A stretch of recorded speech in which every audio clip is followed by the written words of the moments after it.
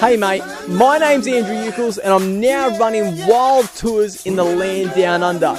To find out how you can become part of the adventure, follow the link below or come visit me at www.andrewucles.com.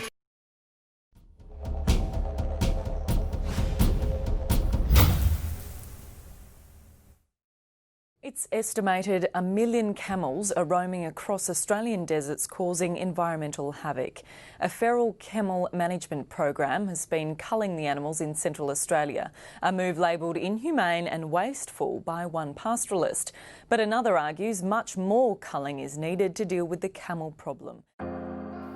Camels have a long-standing historical significance in Australia. They were first introduced in the mid-1850s by the Victorian government to aid in the interior exploration and settlement of the Australian continent. They were also used in the First World War by the Australian infantry in the western desert of Egypt. So what would come of this furry carpet desert dweller? Well, with the introduction of motorised vehicles in Australia in the 1920s, many of the Afghan Cameleers released the dromedary into the wild. And well, now we have a plague of millions on our hands. Johnny! Alright, so we're in the central part of Australia, in the middle of the desert, and out here you don't really find much. There's a lot of dust. Sometimes the crows won't even fly this way. However, I'm on a mission to try and catch one of the hardest animals on earth. It's the camel. There's two really important components that you need, right, chemical-wise. Adrenaline, diesel. There you go, mate. Nice to meet you. G'day. Welcome. So I hear you know where the camel home is. Yeah, we've got a few here. We've got a few camels walking about the country, and let's go and find one. I reckon. Let's go. How many are we going to catch today? Oh, well, you only want to do one, so we'll just have a go at one and then see how we go after that.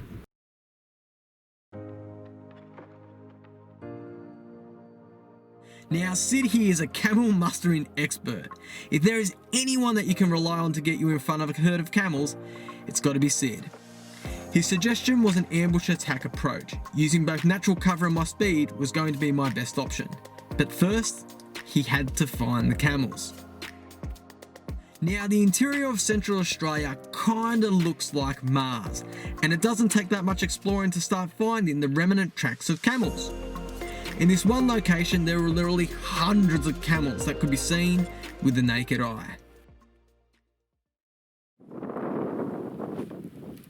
Right, Church. So we've got Sid. He's just dropped me off. He knows what he's on.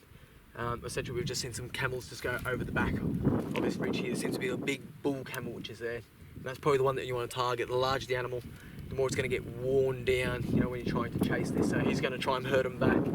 But look, when you're out here in this type of landscape, when you're in the desert, everything retains heat. The rocks, the sand, absolutely everything, even the trees.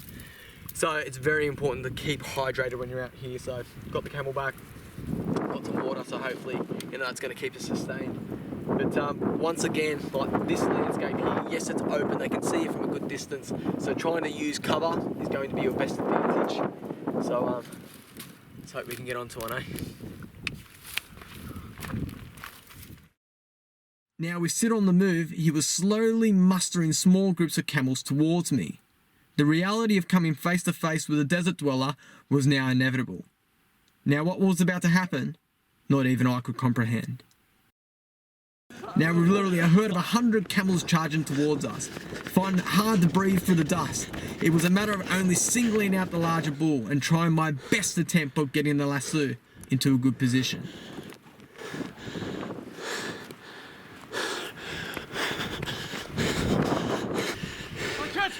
On the other side of him.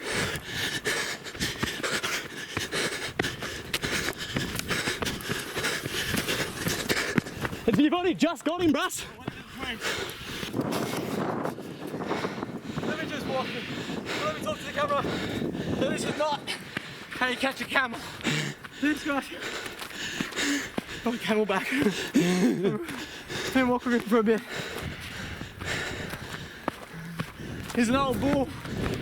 And he's getting.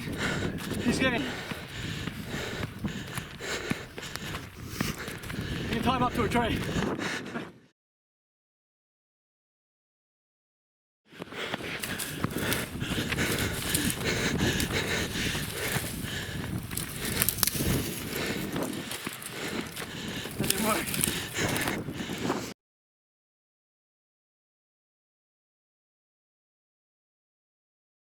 The method of wrapping the legs together is actually a common ringers technique used in the camel mustering industry. Although the Star Wars parallel makes it look more intense and definitely more cinematic, it is actually the safest way of restricting the animal's movements. It also allows you to handle the animal in a small radius, where toppling the animal over gives you more control over its welfare. We can reef knot this onto the end of that, you can get another lap on him. It is by far the most ethical way of bringing the animal to the ground.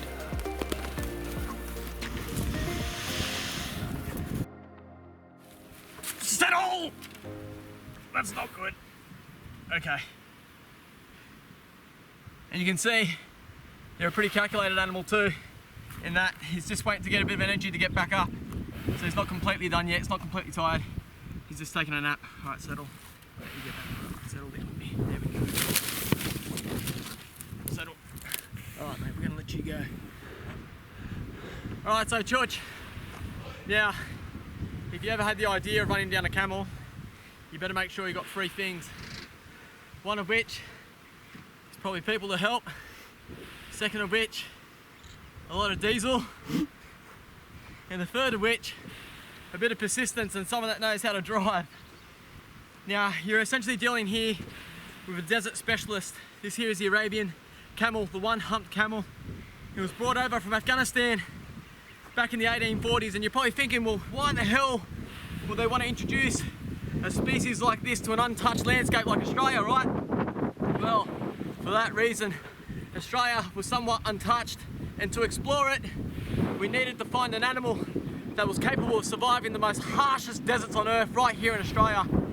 We have a feral species that's been able to adapt to a climate probably better than any other feral animal here in Australia. Now, before 2009, they reckon there was over 1 million camels out here in the desert, spanning from South Australia, Northern Territory, WA into Queensland.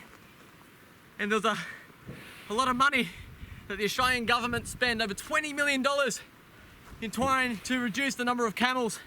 And you're probably thinking straight away, well, why? What are these animals doing out here on the landscape? Well, if you look around us right now, it's a barren landscape, but the camel can actually consume 80% of the vegetation which is out here. Not many animals can do that. But we're talking about something which goes even deeper than that, and it's how it started to affect the landscape and the Aboriginal people. Now the camel, you're okay, mate, settle down. He's a little bit warm, but he's all right. He's just resting now. Now these guys here, they were a huge problem because any kind of water source that they get to, they completely rid it. Quite literally, the vacuum cleaner of water in the desert, which obviously made it hard for Aboriginal settlements that were crossing from point A to point B to actually get water. But they are a declared pest, and you'd think with such a large animal that there'd be a bit of a meat trade, more of a meat trade than what there is, and perhaps it's something that needs to be explored. But they're out here, and they're in number, and they're a beautiful animal. I really do love them. Look at you. Hey, you're a big fatty too, eh? Hey, you're a big fatty on you, eh? Ah, look at you.